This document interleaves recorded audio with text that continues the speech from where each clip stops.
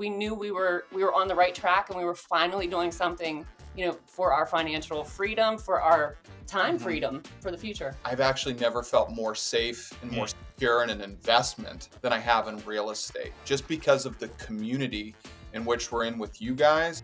My dad always had this thing that he said, and I think it's one of the greatest, and you preach on it too, about networking. It is not what you know, it's who you know. Follow the people that you want to be like, and you'll get there.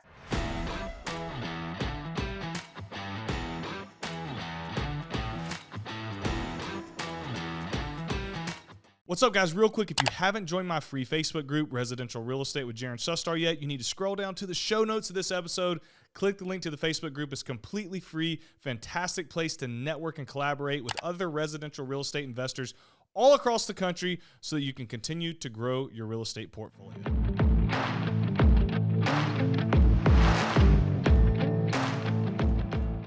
Kevin and Morgan Mayberry, what is up, guys? I appreciate you being on the podcast today. Thank you so much for having us. Appreciate it. Nice to be talking with you. Yeah, glad to be here.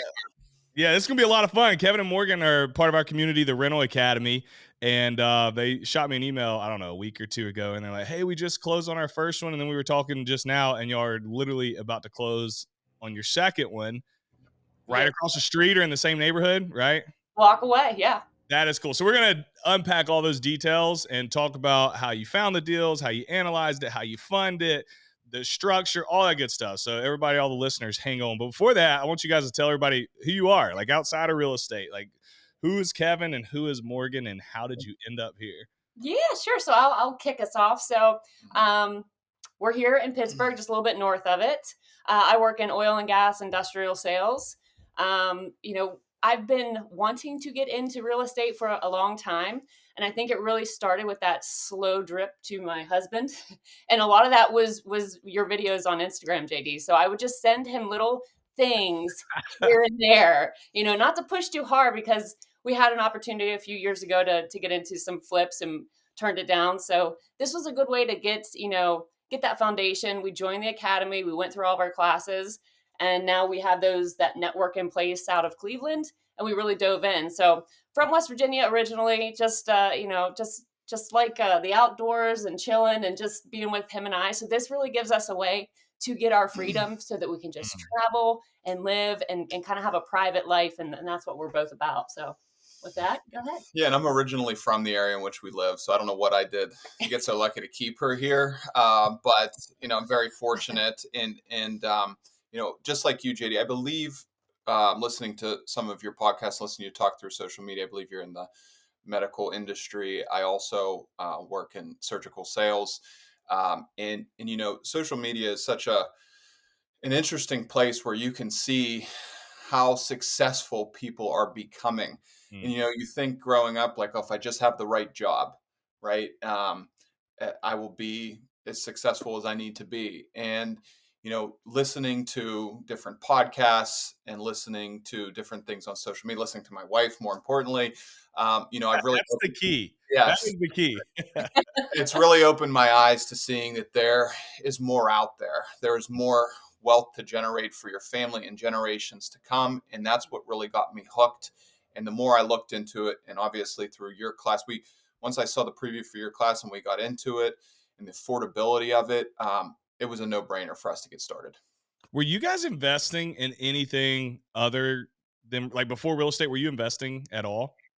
I mean, just a little bit. Like, I have a Robinhood account. We have a financial manager that we give some money to. But other than that, no, nothing like this. So it was time. It blows my mind because, and not for y'all specific, I was in this boat too, and so many people are in this boat. Y'all are out of this boat now, so I'm not talking about you. But we work so hard for our money. And I think we just want to protect it. It's like we've got it, and now we want to hold on to it, and we don't want it to leave our side. And I believe 99% of people do that, and that's why we have such a large middle class. Like, the middle class, to call it the upper class or to wealth or freedom, it really isn't that big of a journey. I don't think so. Maybe I'm being flippant here and I'm out of touch, but I've been in both places, and it wasn't long ago that I was sitting in the middle class spot, quote unquote, which is a great life, but there's actually more. Like, if you will just take the income that you bring in and then use that to buy assets. And if Yep. you repeat that process, income, assets, and what happens is those assets that you purchase with your income, they start paying you back monthly, but even more powerfully than that, they grow in value over time. And the byproduct of doing all that is financial freedom. And it's so cool. And I commend you guys for starting on the journey, because it's not easy. And so I guess, my question is, what did that feel like? What is that jump from, hey, we haven't been doing this, to now we are starting to buy? What does it feel like? Because I remember for me in 2018, it was a terrible feeling. And I was scared half to death, but I knew that I had to do it. So I removed emotion. I went through and got it done anyway. What was that like for y'all, especially after turning down the opportunity a few years ago in 2020? Yeah, that was it was a little nerve wracking. I gotta say, and I give a lot of credit to my husband, because, like I said, I started this kind of slow drip process with him, and Mm. I thought for sure, I'll have to pull him along for like about a year to get him on board with this. And man, did he like turn his page fast. And then I feel at the end, now he's dragging me and he's driving this boat. So, I mean, I really do have to give him credit. He's sending me stuff on Zillow every day. But that first one, it was a little nerve wracking.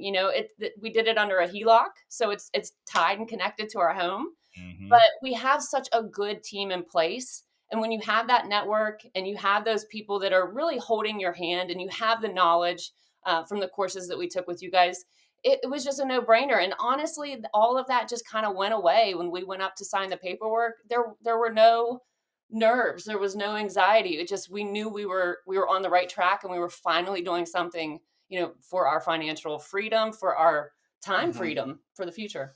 Yeah, Yeah. I love listening to these podcasts where there's husband and wife teams, right? And Hmm. I think that's what will drive our success in this. Is Morgan is very decisive and I am very indecisive. And I came home the one day and I was like, I don't know if we should be doing this. I was like, we pulled the trigger and I was like, Oh yeah, that we're night. dealing with, potentially having to deal with Section 8 and, a certain class of neighborhood. And the thoughts were just filtering in, and not that there's anything wrong with that. It was just giving me reasons to pull out. And then once I finally let go of that, we talked about previous investments and what we're doing. I've actually never felt more safe and more secure in an investment than I have in real estate, just because of the community in which we're in with you guys and what we listen to outside. You hear all these people say, like, I want to get in real estate. I should get in real estate. You see this success. So this is, for me, it feels more secure than even giving it to a financial advisor. I feel like I have control over what I'm doing. So how does it feel? I mean, also, JD, I listen to you talk the world that we live in as well. I mean, the next step is Morgan's going to convince me into buying 50 acres and removing ourselves from the world I'm coming altogether. to hang out. And Yeah. so Homesteading. having something that provides us the life that we want to live has just been so fulfilling. Man, so much to unpack there. That is an amazing story, and I relate with it so much because I went through all of those same emotions in my journey. And it's crazy how when you're on this side of the chasm, call it, Mhm. everything seems so out of reach, seems scary, seems impossible, even when you were in the midst of closing on that first deal. Yeah. But when you surround yourself with people who are doing what you want to do, and then you actually go and do it, there is the security that comes with it, because that whole fear is like riding a roller coaster. You're Yep. scared to get on a roller coaster for the first time, and then you do it, and you're like, I got to do that again. I got to do that again. I got to do that again, because it gives you this benefit. For a roller coaster, it's the dopamine hit or whatever that makes it a lot of fun. For real estate, yeah, you get that, but then you also see, like, you actually can tangibly almost touch what it's going to do for your future. But I think it's so important to put yourself in circles with Yep. people who have already done what you're trying to accomplish. When I started, I talk about Gaston a lot. He's actually coming to speak at our Cowboy conference in November in Greenville, South Carolina. He is my best bud. He's the one who taught me how to do real estate.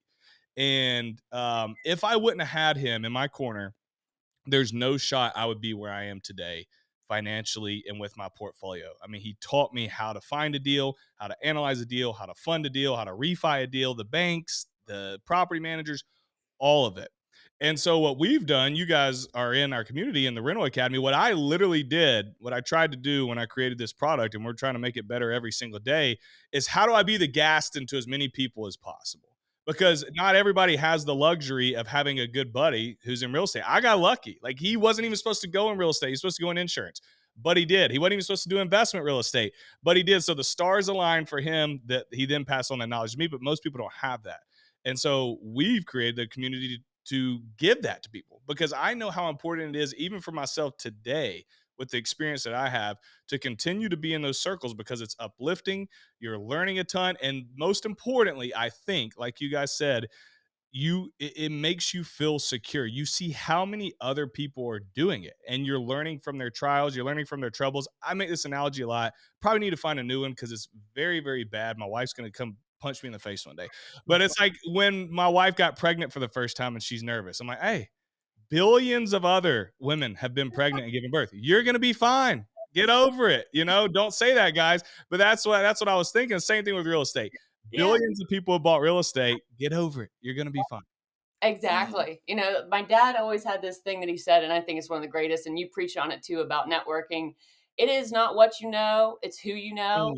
And when you surround yourself with those people, you don't have to necessarily know your mentors. You are our mentor. This is the first time we're talking to you. Just follow them. It's so easy to do now with the internet, with social media, with all these things. You can have great mentors, and it doesn't mean they have to be in your neighborhood or that you can call them up. Just follow the people that you want to be like, and you'll get there. That's really cool. That's really powerful. I think it's pretty, whatever the word is, powerful, or I'm lacking the word, but it's amazing that you guys saw your roles and you handled it correctly. Before we dive into the deals, we're going to get there, people, I promise. But money in marriage is a big topic for me, or finances in marriage, or whatever you want to call it, investments in marriage. And oftentimes when one spouse isn't on board, that ends up posing a very large problem, because the other spouse doesn't usually handle it in the correct manner. And then it either leads to tension, or it leads to somebody's dream being completely derailed. Yep. But you guys didn't do it like that. Y'all handled it like adults, and you did it in a drip campaign, which I think is amazing. And so, I want to hear both of your perspectives, because I think a lot of husband and wife struggle with this, whether it's about real estate or money or whatever it is. How did you teeter-totter around that, Morgan? And Kevin, how'd you feel on your side? Like, did you feel attacked? Like, hey, I know what you're doing. Stop sending these to me. Like, how did y'all balance that? I think it's a cool dynamic. Yeah, for sure. So, like I said, he had a friend that reached out to him in 2019. So it was something that we had talked about previously. But I will say, right around the pandemic in 2020, I really wanted to get serious about it. So just slowly over time, and learning myself as well. So I was following you, and it's really about finding those people that you relate with, that you can trust. Your pastor's son, you have good morals, you have the same beliefs that I do. So it was easy for me to follow you, to believe in you, to see what you've done with your time. And you have 4 kids. We have none. So I'm like, if this guy can do it with 4 kids, like, we can do this. Yeah. And it's something like, I want to lift, I have 3 sisters. I want to lift them up too, and teach this to them. So it's really sharing that. So I followed you for a while. Once I felt like, this is the guy, like, we can learn from him.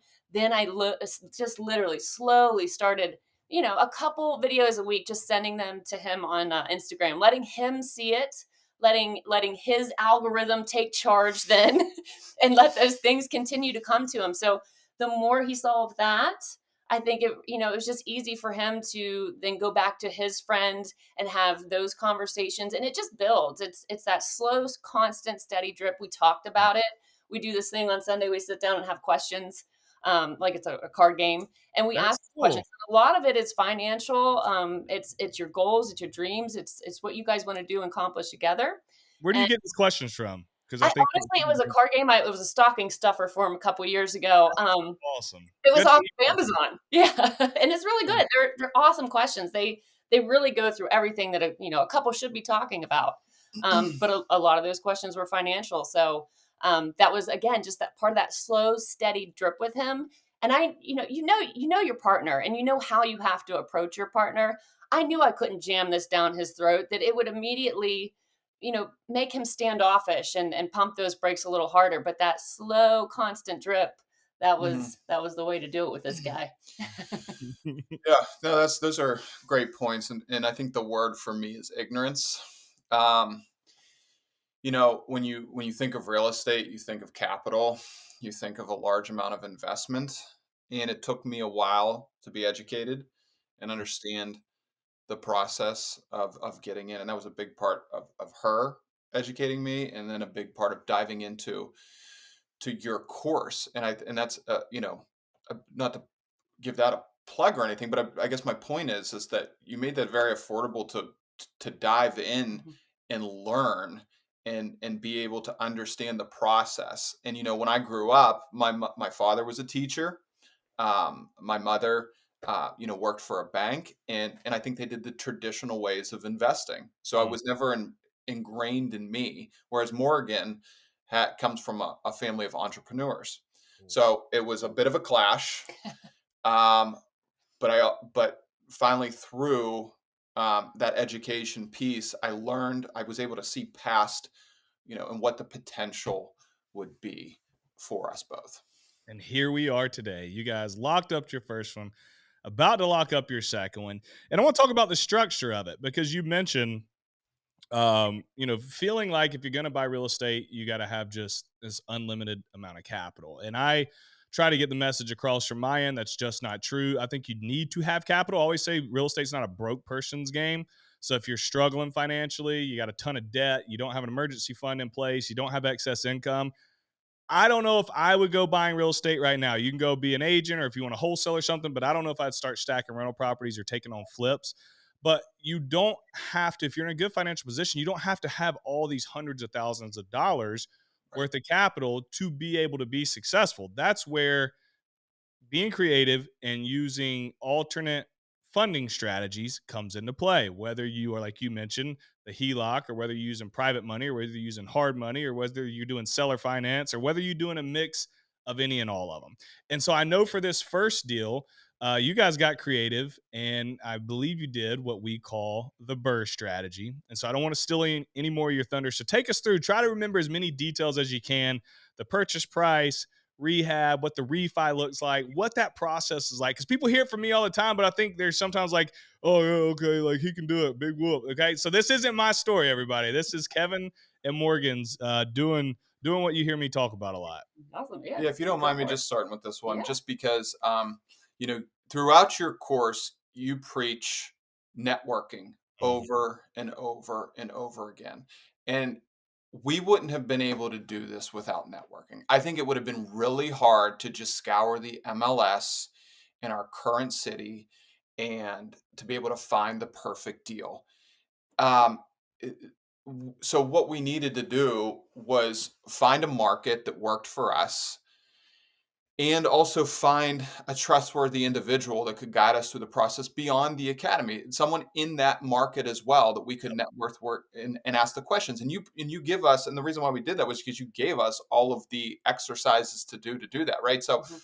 um, we put ourselves in a good position in a good market. And so our first deal came out of Cleveland, Ohio. Because of our networking, we were able to partner up with a ton of wholesale properties to pick from.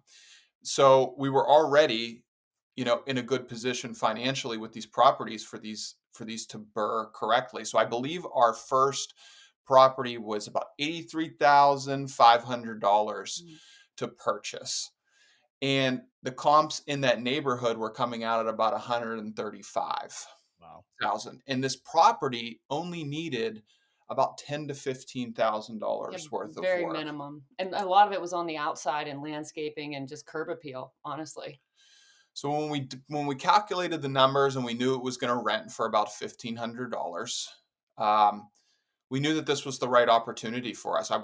We're so close to Cleveland too. We were able to walk the property. However, because of that networking that you talked about, we could have done that through video, through FaceTime, and it would have been no problem for us just because we knew it would, based off the numbers you told us and the calculator we had, we were very Mhm. confident in the property. Once we started that process, again, back to the networking, um, there was a whole team in place for us up there through that networking. Once we talked to the agent, who is actually my friend, he got us in touch with property management, contracting, even different lending terms. I mean, we decided to use a HELOC on this just because we had the opportunity to do that. We were getting a really good rate. I think it was like 3% for 3 months. Yeah. Wow. And there was a seasoning period that we could actually get out of that in 3 to 6 months. So it just made sense for us to use the HELOC and kind of mitigate that risk with higher percent. So once we actually got the first property going, it became very easy to start looking at other properties and calculating the numbers. And the last thing I'll say about it is we found a really good appreciating area within Cleveland. And so we've kind of honed in on that area and are trying to now capitalize that section of Cleveland as much as we can. So we actually moved on to, we're going to be closing on a second property as well, just because of the confidence we have in it. I love it. We're going to dig into that one too, because I want to hear all about it. But we were talking offline, and I talk about this a lot, is really finding an area and nailing down on it. So networking is huge for us. There's a theme. I say this a lot in my podcast for all the listeners. I get the opportunity to interview highly successful people. And so when you sit in this seat, you get to hear the same things over and over, and it's really cool because you find things that make people successful. And I think the two biggest themes that I hear from successful people is, number one, networking, which you just hit it, and number two, delayed gratification.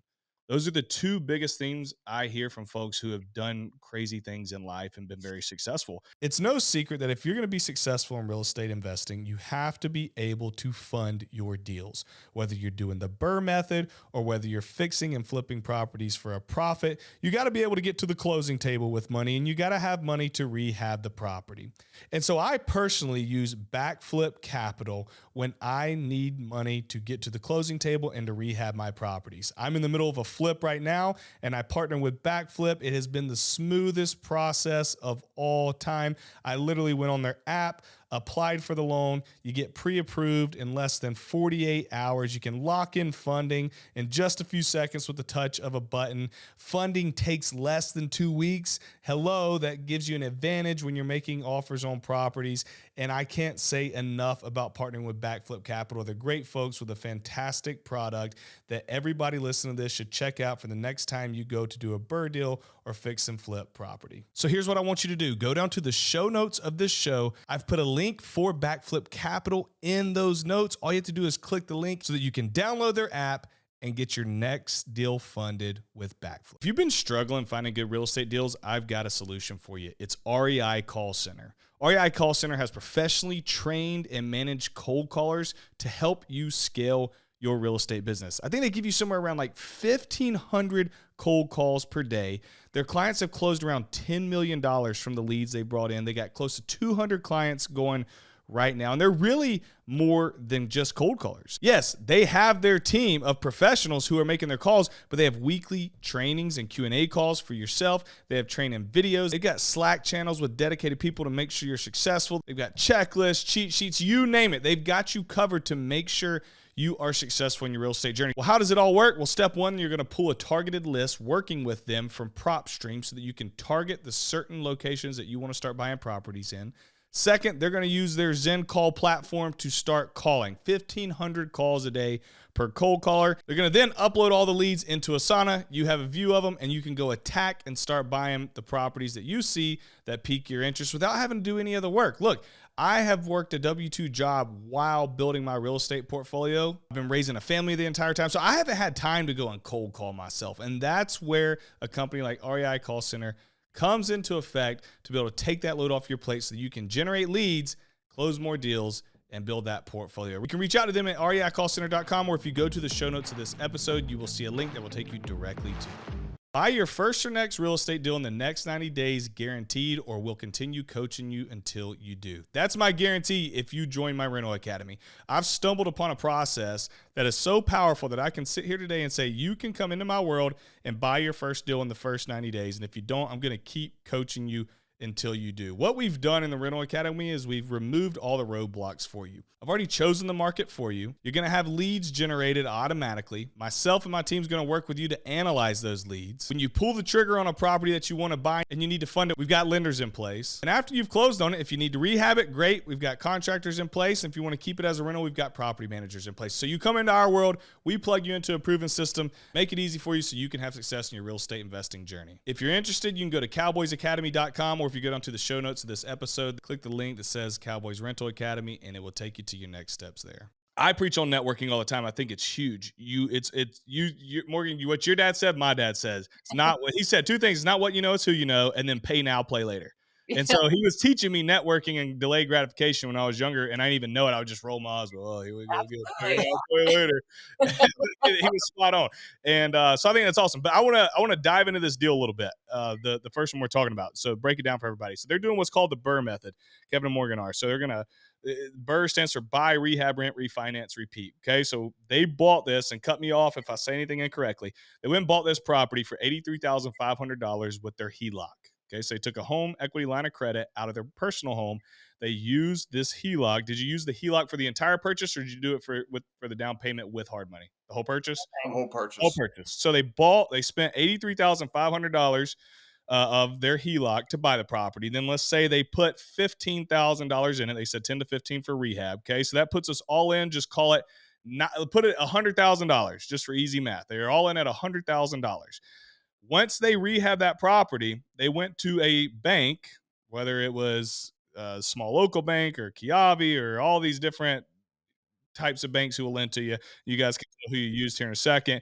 And they did what's called a cash out refi. So after they bought the property and they rehabbed it, the house is now worth more because they bought it distressed and ugly. They made it pretty. So they bought it for 83. Well, now it's worth 135-ish based on comparable homes that had sold in that area. So then they went to a bank and they took out 70, 75, 80% of that new value through what's called a cash out refinance. So the bank said, okay, the home's worth 135 grand. What'd they give you guys? 70%? So, it depends on the seasoning period, right? And we're still going through that. So, if we decide to get 80,000 or 80% back, we'd get 108,000. You get 108,000 back, and you're all in the deal at 100, 102, maybe after closing. And so they're going to have a new loan. Let's just say the bank gives them 80% of that new appraised value. They're going to have a new loan of $108,000. They're going to have paid off the 102 that they have in the deal, and then they're going to pocket $6,000 just goes to them. And now they have this loan at 108,000, and then the property's renting at $1,500 a month. Guys, that is crazy. Congratulations to y'all. That is an amazing deal. Thank you. Well, yeah. I have to say too, a big shout out to your team too. The responsiveness of us, our first deal, we were so nervous. We were putting the numbers in. We were sending it to you guys. Hey, can you check this out for us? Can you let us know if this cash flows? Does this look okay to you guys? You guys were back to us in less than 24 hours. And that really 30 minutes. Erica is phenomenal. That girl is on it. I love her. Yeah. And even just you being on the emails, you responding to, you taking a look at it personally, we're eternally grateful for that as well. And one thing I'll say too, JD, is that, even if I'm not scared anymore about even the cash out refinance. Just say that it came back and we were needing to be into that property an additional $2,000 of our own cash. To me, that's still a win, because of what that's going to do for us in the long term. So while I've been so honed in on this cash out refinance and this one worked out well, if I understand the appreciating neighborhood and what that property is going to do in the long term, I'm more willing to make a bigger investment of my own money. Oh man, you just opened a nerdy can of worms that I love to talk about. So, man, this is spot on. So when you go to do a cash out refinance on a BRRRR, so you've bought a property undervalued and distressed, and you fixed it up. On the back end, you're going to go to, just call it a small local bank. You can go to different people, but that's usually who we're going to. They're going to, like we said, they're going to write you a check and a cash out refi for, call it 80% of the new value of that home. You're going to take that check and you're going to pay off everything you had before. And if you have excess, you will put that money in your bank account, like this potential deal for Kevin and Morgan. There are times where you will do that refinance and you don't even get all your money back. So there's times like they're going to do where they may actually put money in their pocket. Okay. So your value of your home is so high and the rents are so high that you can take a loan out that's going to put money in your pocket on the refi. But there are other times where you'll do a refi and you'll completely break even. You'll just be able to pay off the amount of money that you have in the deal. You won't have any excess money.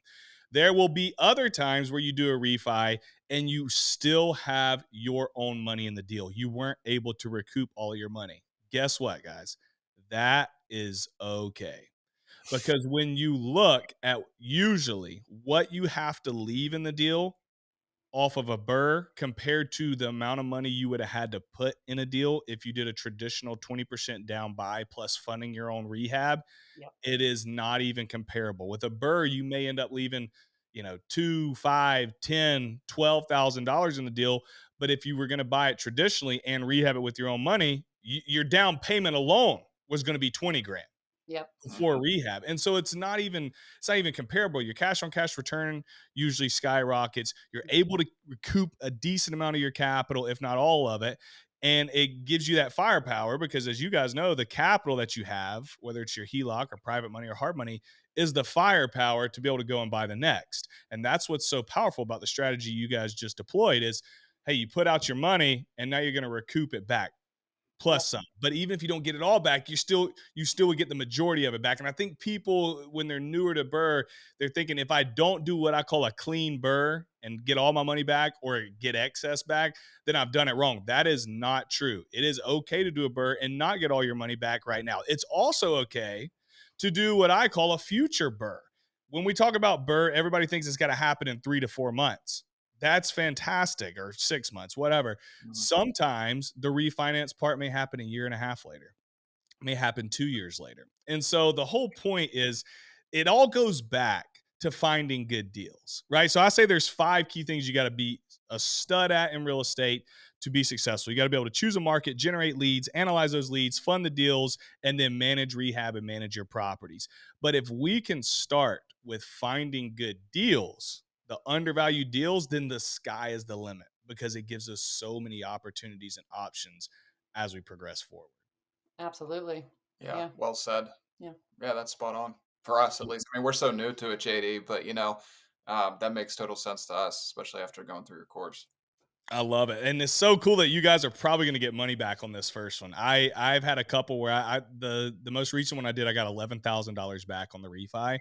It's just a great feeling when you get to put $11,000 into your bank account. Because think actually how long it takes for most people to make and keep $11,000. And if you're doing that in 3 to 6 months, you're way ahead of the trend. And I think it's just that thought of people getting over the $100,000 thing that you're purchasing, right? But it's not a big deal. That money's coming right back. But think how long it takes you to make even $6,000. It takes a minute with just a biweekly or weekly paycheck. You're not keeping all that. You might have made it, but you're not keeping it. This is just straight up 6,000 in the bank. In the bank. And I would encourage you guys, not y'all, but yes, y'all, and everybody listen, I don't want to tell you what to do with your money while I'm looking, but I try to, when I get money back on a refi, I try to keep that in the real estate world. And if you need it for a project at the house or whatever, I'm not going to come hunt you down and tell you you're a terrible person for doing it. But the one thing I've learned is anytime you're doing deals in real estate and you make a profit or you have cash or capital that comes in, if you can reinvest that back into the real estate and just pretend it's its own little world over here and you don't have access to it for a certain amount of time until you reach your goals, then it helps you get to where you want to go a lot faster. So the second property, really quick, break that down. I think we talked about earlier, you guys nailed down one area, which is huge. You found a deal and then you said, okay, well, there's deals here. Most people say, oh, there's deals here. Well, I want to go invest in this state now. And it's like, why? You just found a good deal. That was my original thought. I'm one of those people, I like to spread my eggs out in multiple baskets, but this is such a great spot. We have the team. Just pound that one home until there's nothing more, and then go find another area. Once we've had these properties for 1, 2, 3 years or whatever it is, then maybe we'll go look somewhere else. But yeah, I'll let you take the cake on the second one. Honestly, not a whole lot has changed from one property to the other. They're a block away from each other. This one needs a little bit more rehab, about $20,000 worth of work, but we also bought it for $10,000 less. Wow. We're in for about 73.5, and the ARV is still 135. So we're forcing that appreciation pretty quickly with a team that's going to be able to do all of our rehab within about a month's worth of time. Um, and this one doesn't have a renter already in place, so we're really excited to rehab this quickly and get somebody put in place at the appropriate rental, um, you know, the appropriate Right. rental rate. Yeah, I guess that it needs to be at. So this one we're really excited about just because of the quick potential on the front end. And what people don't talk about enough, and I don't either, is when you stay in one area like you guys are doing, you get to set the comps. Like Yeah. you're in charge of that area. And that's a powerful thing to be in charge of, because you can dictate what houses are going to sell for and what your houses are going to rent for. And That's a good point. and then like we talked about earlier, the networking. You've got a team now. I mean, that to me, choosing a market and building out the team takes the biggest amount of work on the front end. This is in my personal opinion and my experience. Agreed. Once you have that, then you've got the deal flow coming in. You just keep analyzing deals until one pops, boom, pops, jump on it, and then boom, your team's ready to act. Yeah. And so, if you can just stay honed in on where you originally chose and where you've had success, life is easy. And one little tip I do is when I buy a property, if it's local to me, after I get it under contract and buy it, I will go drive around and look for distressed or vacant homes Hmm. within about a 2-mile radius. If it's not by where I live, I have whoever my boots on the ground person is do that. And then we'll make a note of those homes, and then I will pull the owner data, and then I'll reach out to the owners. So I don't do a lot of cold calling. I don't have time to do a lot of cold calling, but when I do cold call, this is how I do it. Very targeted. It may end up being 8 to 12 numbers tops. And Sure. I'm reaching out because it's like, okay, we've already found an area that's working. Let's go find the homes that are in bad shape and try to scoop those up too, and just continue to turn this area around. And because as you do that, then you're going to continue to scale the price up. So that's amazing. Well, guys, this has been so cool to hear your guys' story. I got to ask, what's been your favorite part about the Reno Academy? Oh man, I mean, I think it's really just having that team that you can sign up for so many of these groups and have Facebook pages and things, but it is the responsiveness with the coaches and the team and everyone that's in it. Helping each other out. There's people from California, there's people from Florida. We're all over the U.S. and I think it's just the U.S. right now, but we're all over and collectively everybody coming together and sharing and helping and just seeing everyone's experiences. That's been the best part for us. I mean, definitely for me, it's opened your eyes and it's more knowledge. It's just more things that you're learning. It's expanding your network. Mhm. And at the same time, there's people that want to invest where we're at in that Cleveland market and being able to share, our network and help those people out too. I mean, that's a pay it forward. That just feels good. Yeah. Yeah, honestly, for me, your value proposition is next to none, right? Yeah. You hear so many things when you get on social media. I mean, you could easily drop 25, 30, $45,000 on these courses, and you hear these stories of these people doing that. And the value that we got from your course, I mean, I literally knew nothing. I knew nothing about any part of this. I literally started from scratch. I watched a couple videos of yours, listened to your podcast. I even asked around, they're like, cowboy who? Like, who was the cowboy? Who's this guy? And I was like, so, and I think for me, it was also, you're very open with your morals.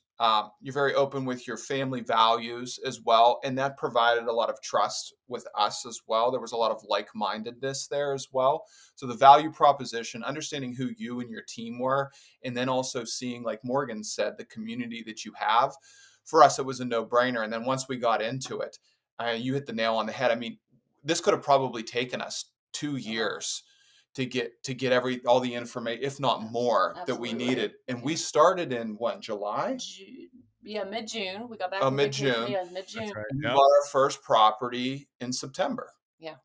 you know, We could have never done that. It's you hate to say because it seems like a bad analogy, but drinking from a fire hydrant. I mean, that's Yep. what the course is. It's everything that you would have to read 20 books and listen to umpteen hours of podcasts and things like that. It's all in one nice little neat place, and you get all that, and you have that foundation, that knowledge, And then it's on you to go build that network, that team that you need that's going to hold your hand through the process. And once you get a couple of those under your belt, like we feel very confident now, we can do this. We can go find some deals. And the last thing I'll say too is I found a lot of trust when you, in the fact that you actually turn people away because of their financial situation. So many people would be really interested in taking everybody's money, and a lot of the trust that was built for me is listening to how, you really analyze the person that you're bringing in.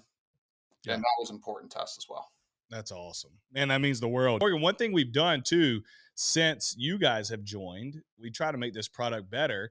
And y'all hadn't even had to take advantage of it because you went out and did it yourself. When Morgan and Kevin joined, the product was we really taught you how to network and how to build the team and who you needed, how to have those conversations. We've taken it a step further now. So now when folks come in, and you guys have access to this too, we were talking about the Pittsburgh contacts in your guys' area. But when people come in now, yes, we still teach them all the things. They have access to all the things you guys have done, but we've also built out, I think it's 12, somewhere between 12 and 15 markets that already have all the teams in place. That's And awesome. so they have it way easier than even when you guys started. So if you're closing a deal in your first 3 months off of me not handing it to you in a silver platter, anybody else coming in, they come in, we sit down, we have an onboarding call, we figure out what their goals are, and then we immediately plug them into somewhere between 1 to 3 markets. They automatically get leads. They have the contract, the property, all of it's already set up for them. And so, yeah, we've only made it easier. And then one of the things you guys talked about that was huge for me when I started that we love to do is analyze deals with everybody. I mean, I tell our folks, please don't buy a deal without sending it to us. Like, we want to look over it with you, make sure it's a good deal, or maybe it's not a good deal and we're telling you, or maybe it doesn't make sense as a rental, but there's meat on the bone as a flip. I'm in the middle of 2 flips right now that I tried to buy as a rental, but they just didn't make sense. But then when I ran the numbers as a flip, there was 75 to 90,000 gross profit on the bone for each of them. It's like, yeah, I can't turn that down. Like, you do 2 of those a year. That's a pretty darn good salary. Absolutely. And so just having our team to work through, and there's so much more. I don't know, there's 100 something hours of training, and then we do calls every week, and there's the community, and then we're having an in-person event, and there's just so much that goes on. So anyways, we'd love to help anybody who's listening to this who needs to expedite the process, just needs to know where to start, whatever it is. Let us know. I think there's a link in the show notes, maybe. If not, you can find me on Instagram, DM me, and I'll get you in touch with the right person. But Kevin and Morgan, thank you guys so much. This was a fantastic episode. I love hearing your guys' stories, the breakdown of the properties, and then also that you're paying it forward. I mean, where you said you got 4 sisters that you want to teach this to. Like, that's amazing. And then being able to help the Academy people with your Cleveland market. So thank you guys. Thank you so much. Like I said, you've really put us on the right track, and we cannot express our gratitude enough. It's been huge for us. So thank you. Awesome. Well, it was a great episode. I'll talk to you soon. Guys and gals, if you listen to this, take a screenshot, tag us on Instagram. What's your guys' Instagram handle? Mo and Lou. Mo and Lou. There you go. Tag them at Mo and Lou. Tag me at Finance Cowboy in your story. We both love to tell you thank you for taking time out of your day listening. Until next time, we'll talk soon. Awesome. Thanks, JD.